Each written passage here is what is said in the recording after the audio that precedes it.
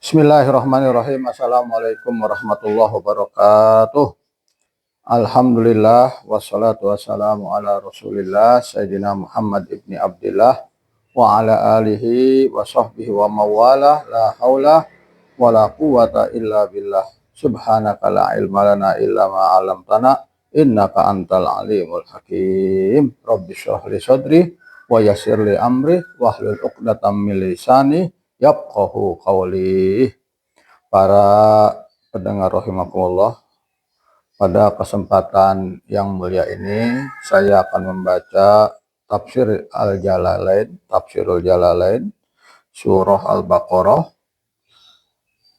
A'udzubillahi minasyaitonirrajim. Bismillahirrahmanirrahim. Alif lam mim. Bismillahirrahmanirrahim. Nah, di sini diawali dengan Bismillahirrahmanirrahim, walaupun Bismillah ini bukan ayat dari surah Al-Baqarah, karena ada hadis Rasulullah SAW yang mengatakan, Rasulullah SAW bersabda, kullu amrin ribalin la yubda'u bismillahirrahmanirrahim faqad abtar. Setiap perbuatan atau perkara yang baik yang tidak dimulai dengan membaca Bismillahirrahmanirrahim faqad abtaro ay aqto'ah, maka dia terputus keberkahannya. Makanya setiap perbuatan yang baik kita dianjurkan ya untuk membaca Bismillahirrahmanirrahim di awalnya ya. Mau apa saja perbuatan baik kita awali dengan Bismillahirrahmanirrahim. Ini menandakan kita makhluk yang lemah, tidak ada daya, tidak ada kekuatan. Kita bisa melakukan aktivitas adalah karena Bismillah, dengan nama Allah, biidznillah karena izin Allah, biqudratillah karena kekuasaan Allah. Alif lam mim.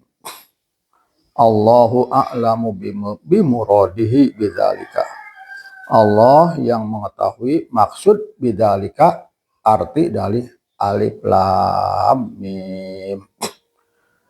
Jadi di dalam Al-Quran itu ada ayat muhkamat, yaitu ayat-ayat yang bisa diinterpretasikan, ditafsirkan. Ada ayat mutasyabihat, yaitu ayat-ayat yang tidak bisa diinterpretasikan atau ditafsirkan.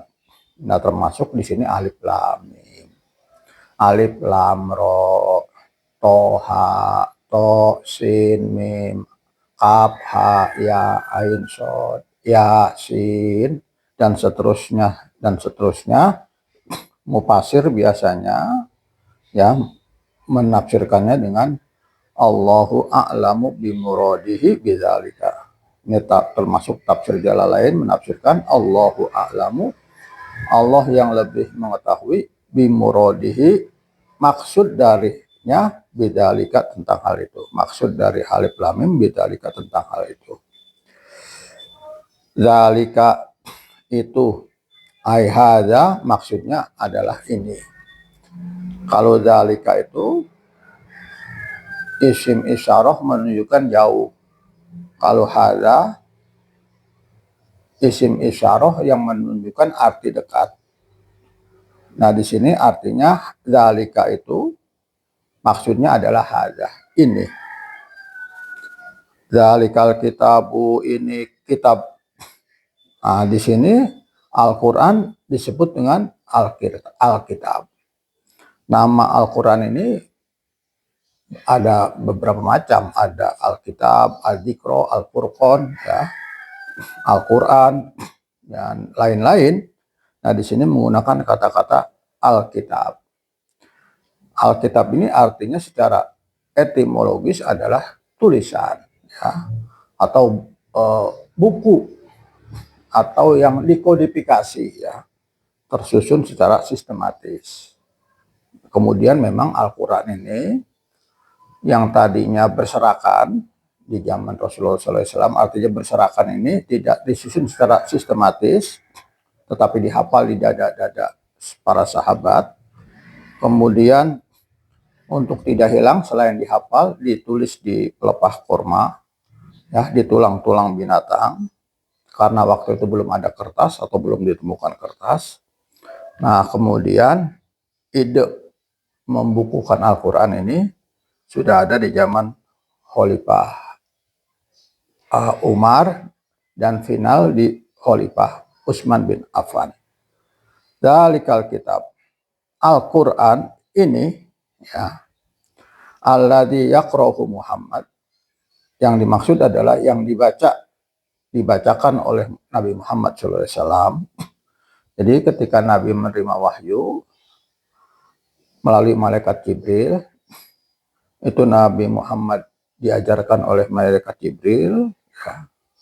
Kemudian Nabi menghafalnya dan Nabi memantapkannya di dalam hati, ya, masukkan ke dalam hati, dan itu menjadi mantap, ya, masuk ke dalam hati Rasulullah SAW, kemudian disampaikan kepada para sahabatnya hingga sampai ke kita pada hari ini. Dalikal kitab, Al-Quran itu yang dibaca oleh Rasulullah SAW, la roiba syakka, tidak ada keraguan, syakka, tidak ada ragu-ragu, tidak ada sanksi, ya, fihi, di dalam Al-Quran. La roiba atau tafsirannya syakka, fihi, di dalamnya. Nah, ini suatu garansi dari Allah Subhanahu wa Ta'ala bahwa Al-Quran ini memang benar-benar murni dari Allah Subhanahu wa Ta'ala, diturunkan secara mutawatir dari Allah ke malaikat Jibril alaihi salam. Malaikat Jibril menyampaikan ke Rasulullah SAW, Rasulullah SAW menyampaikan, ya, kepada para sahabat, kemudian sahabat kepada tabi'in, tabi'in ke tabi'ut tabi'in, tabi'ut tabi'in ke tabi'ut tabi'in, tabi'ut tabi'in, dan seterusnya, sehingga sampai kepada kita, ya. Jadi Al-Quran ini di sini bersifat original, ya. Tidak ada intervensi makhluk atau tidak ada intervensi lainnya, dan dia adalah asli dari Allah. La roiba, tidak ada keraguan. Syakka, ragu-ragu, fihi, di dalamnya. Apa maksudnya fihi? Innahu min indillah, bahwa Al-Quran itu memang dari sisi Allah Subhanahu wa Ta'ala, ya. Wa jumlatun nafi, ya, jumlah nafi, khobarun menjadi khobar, mubtadahu dzalika, mubtadanya itu adalah dzalika, dzalika itu jadi mubtada, ya. Wal isyarah, dan isyarah itu bihi lit ta'zim, adalah untuk mengagungkan. Jadi kata-kata dzalika itu isyarah untuk mengagungkan Al-Quran. Jadi Al-Quran ini kitab suci yang sangat agung, yang sangat mulia, ya, sangat diagungkan, dimuliakan, karena memang bersumber dari Allah yang maha mulia, ya. Al-Quranul Karim, Al-Quran yang mulia, Al-Quranul Azim, Al-Quran yang agung, ya. Nah, salah satu keagungannya itu kita tidak boleh menyentuh Al-Quran kecuali dalam keadaan bersuci. La yamassuhu illal mutahharun, tidak menyentuh Al-Quran kecuali orang yang suci, ya. Mutahharun ini orang yang punya air wudu, ya, tidak kena hadas kecil, dan tidak juga orang yang dalam keadaan haid, dalam keadaan nifas, atau dalam keadaan punya hadas besar, ya. Maka dia harus mandi dulu, mandi besar, kemudian berwudu, baru boleh menyentuh Al-Quran. Ya, kenapa? Ditaksim, ya, karena kita harus mengagungkan dan memuliakan Al-Quran yang merupakan wahyu, ya, dari Allah Subhanahu wa Ta'ala, yang itu tidak diragukan datangnya, orisinal, ya, pasti, dan itu sampai kiamat. Jadi keoriginalan Al-Quran, keaslian Al-Quran itu sampai kiamat. Inna nahnu nazzalna dzikra wa inna lahu lahafizun. Kami yang menurunkan Al-Quran, kata Allah, kami pula yang menjaga Al-Quran. Jadi Al-Quran ini orisinal, Al-Quran ini terjaga sampai selama-lamanya, sampai kiamat. Tetap Al-Quran ini terjaga dan dilindungi oleh Allah Subhanahu wa Ta'ala. Sehingga Al-Quran ini merupakan mukjizat, ya. Mukjizat yang paling besar Rasulullah SAW yang ditinggalkan oleh Rasulullah SAW kepada kita. Taraktu fikum amrain lan tadillu bihima kitab Allah wa sunnata rasulih. Aku tinggalkan, kata Rasulullah, dua perkara kamu tidak akan sesat selama-lamanya selama berpegang kedua perkara itu. Apa itu? Kitab Allah Al-Quran wa sunnata rasulih, dan sunnah Rasulullah SAW. Apa fungsi Al-Quran? Dijelaskan di dalam ayat dijelaskan dalam kata selanjutnya, ya, hudan, sebagai petunjuk.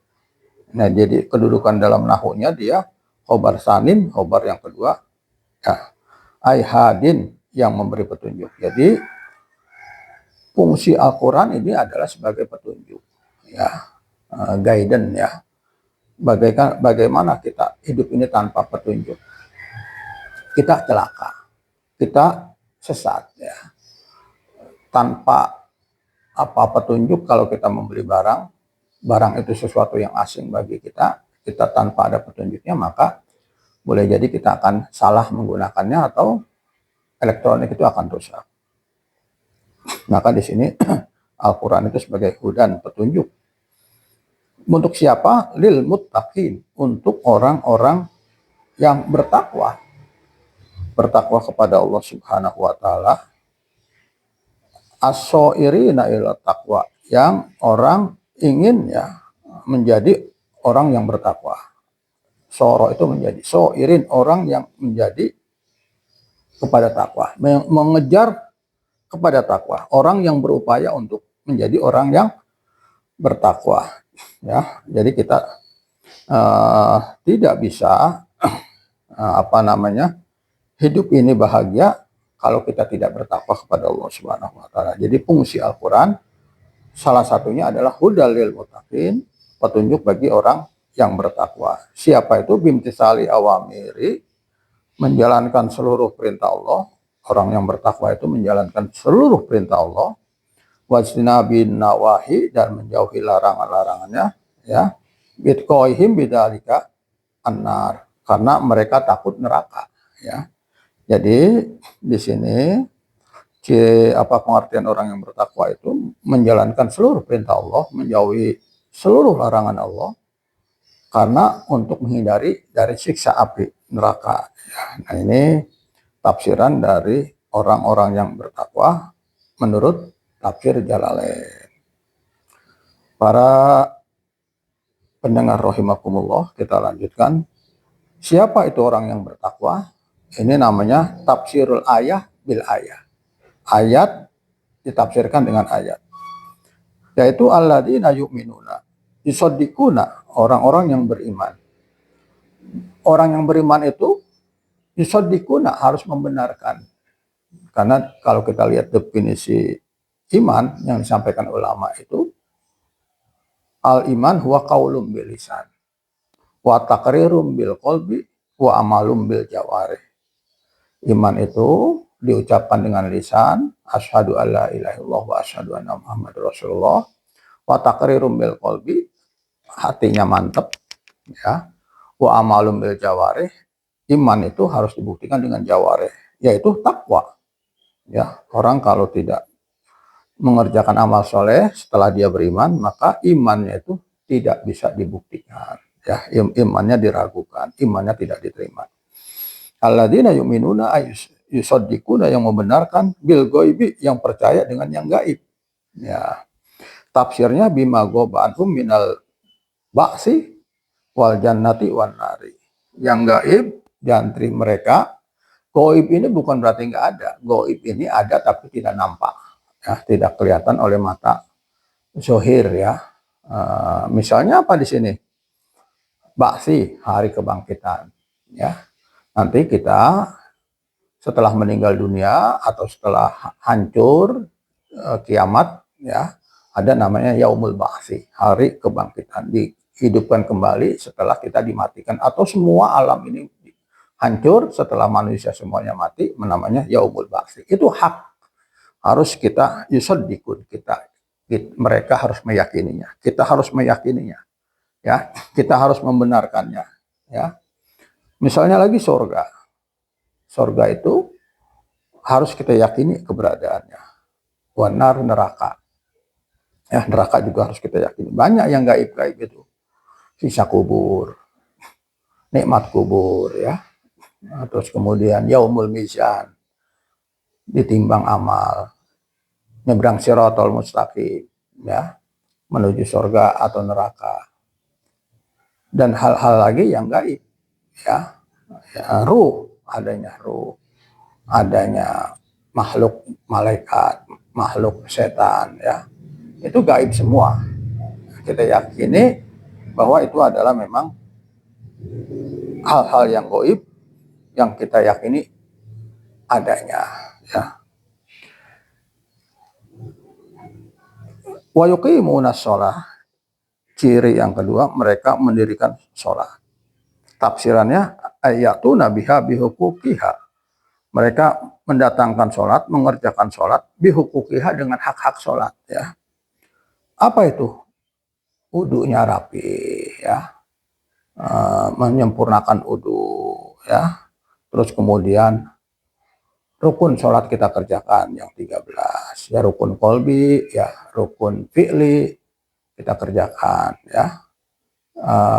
Rukun kauli, ya, rukun sholat ada 3, rukun fi'li perbuatan sholat, rukun kauli ucapan sholat atau doa-doa dalam sholat, rukun kolbi yaitu lillahi ta'ala, ikhlas karena Allah subhanahu wa ta'ala. Itu kita sempurnakan, kita hak-hak sholat kita laksanakan, ya. Ketika sudah seperti itu, ya, kita sudah sholat seperti itu, ikhlas, ya, rukun kolbi ikhlas, kita ucap perbuatan kita kerjakan, gerakannya, tumak ninanya, ya, terus ucapan-ucapannya, ya, yang rukun, misalnya baca suratul Fatihah itu rukun.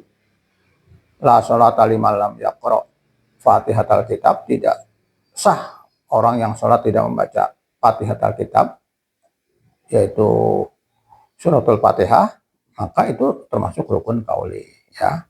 Baca syahadat, salawat kepada Rasulullah, nah, dan sebagainya, baca takbir, ya, dan sebagainya.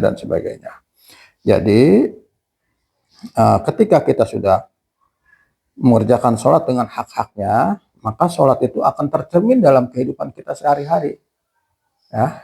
Inna sholata tanha 'anil fahsya'i wal munkar, ya. Sholat kita akan bisa mencegah perbuatan keji dan perbuatan munkar, ya, terimplementasi dalam kehidupan kita. Allahu Akbar, Allahu Maha Besar. Di luar sholat maka kita tidak sombong.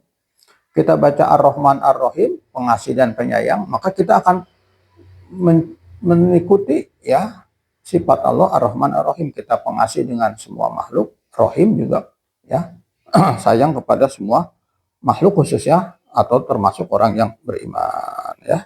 Wa yuqimunas shalah wa mimma razaqnahum, dan apa yang kami rezekikan kepada mereka, a'toinahum, tafsirannya a'toinahum, yang kami berikan kepada mereka. Jadi rezeki ini a'toina, ya, hum, kami berikan kepada mereka. Rezeki itu bukan usaha kita. Kita bekerja itu hanya sebab, wasilah. Hakikatnya yang memberi rezeki adalah Allah subhanahu wa ta'ala. Jadi jangan salah. Secara akidah kita salah paham. Saya dapat uang karena saya kerja. Nah, itu melanggar tauhid. Jadi di sini a'toinahum, yang kami berikan kepada mereka. Jadi kita nyadari ketika dapat rezeki, kita mengucapkan hada min fadli rabbi, ini adalah karunia Allah. Seperti yang diajarkan Al-Quran, ya, yang diucapkan oleh Nabi Sulaiman. Ketika Nabi Sulaiman, ya, ini singgasana dipindahkan, Sisana Balkis ke kerajaan Sulaiman, dia mengatakan hada min fadli rabbi, yang dibantu oleh manusia yang alim. Hada min fadli rabbi, ini adalah karunia Allah Subhanahu wa ta'ala. Jadi jangan sampai kita dapat rezeki tidak mengatakan hada min fadli rabbi aashkuru am akfur, apakah saya bersyukur atau saya menjadi orang yang kufur. Jadi rezeki itu harus disyukuri. Caranya yunfikun, dinafkahi, digunakan. Yunfikun itu digunakan, tafsirnya fita'atillah, dalam taat kepada Allah. Jadi kita mencari rezeki atau kita punya rezeki, kita niatnya itu untuk menunjang sarana ibadah, ya. Punya mobil untuk ke masjid, ya, bukan untuk maksiat. Punya baju untuk menutup aurat, untuk sholat, ya, cari baju yang bagus untuk sholat. Jadi untuk menunjang sarana ibadah. Beli mukena untuk ibadah, ya.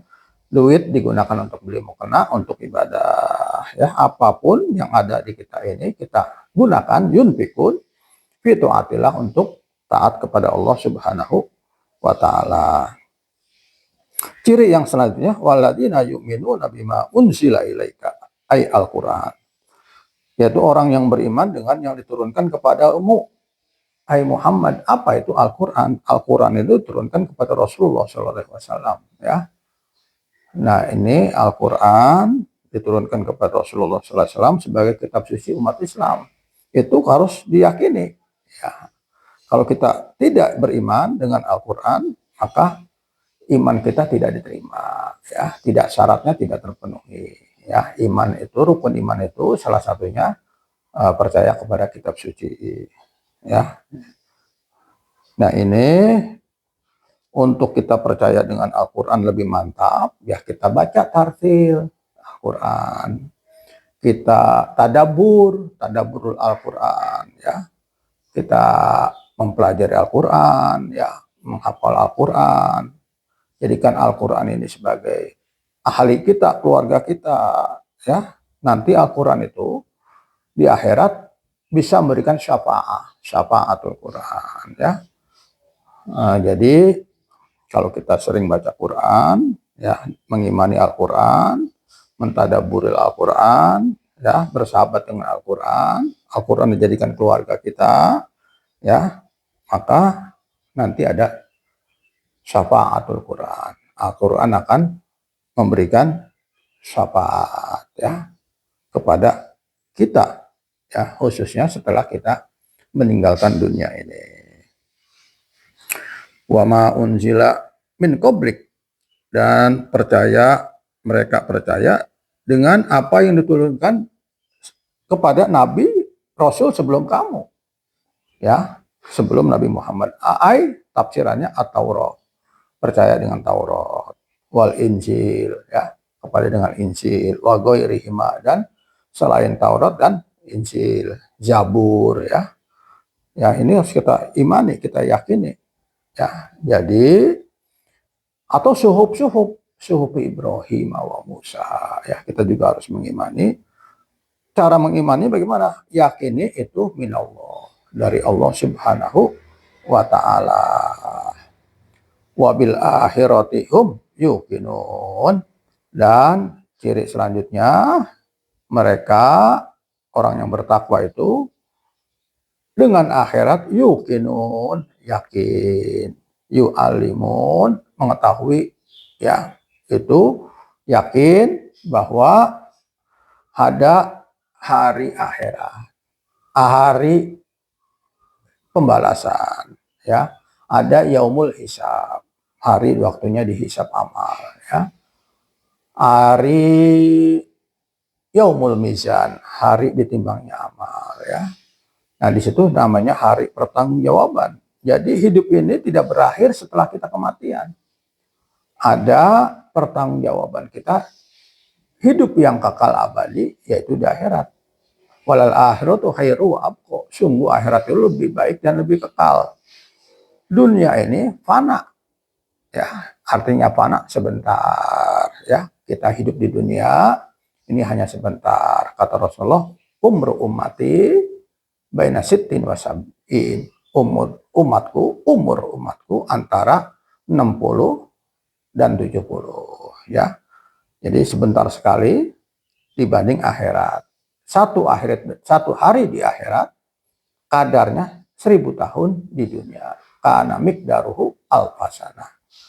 Hidup di akhirat satu hari kadarnya sama dengan 1000 tahun di dunia. Kalau kita standar akhirat, kita hidup di dunia ini hanya baru beberapa jam, ya. Jangan kita mengorbankan yang abadi untuk kepentingan yang sesaat, ya. Jangan sampai tertipu dengan kehidupan dunia, ya. Wamal hayatud dunya illa mata'ul gurur. Kehidupan dunia itu tidak lain adalah kesenangan yang menipu. Wamal hayatud dunya illa laibun walahun. Kehidupan dunia itu tidak lain hanyalah permainan dan senda gurau, ya. Jadi orientasi kita orang yang beriman dan bertakwa kepada Allah adalah untuk kebaikan dan kebahagiaan di negeri akhirat.